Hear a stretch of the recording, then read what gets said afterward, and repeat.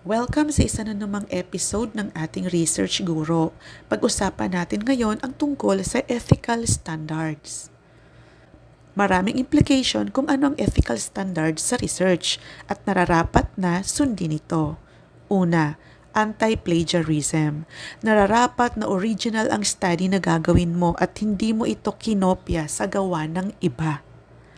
Number 2, huwag magka-copy and paste. Matuto ng mag-rephrase. Ang pag-rephrase ay yung iibahin mo ang lahat ng words pero hindi dapat mawala ang original idea.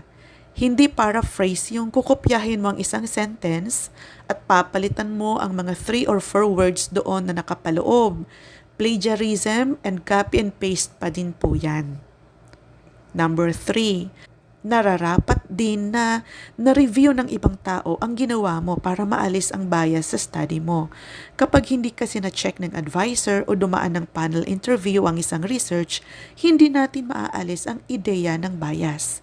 Kapag may ibang taong tumitingin sa study mo, mas mai-improve ito at makikita ang mga mali na maaari mo pang ituwid.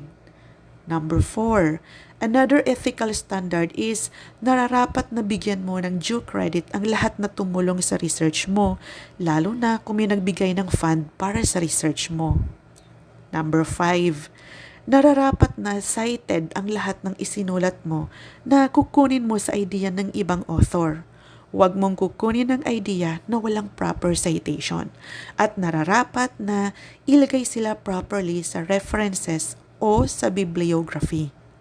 Number 6, syempre, kapag pinag-uusapan ng ethical standard, itong pinaka-protocol sa qualitative research. Masasabi nating ethical ang isang research kung binibigyan ng researcher ng briefing ang kanyang i-interviewin. Hindi niya ito nararapat na dayain at hindi dapat ma-exploit ang interviewer.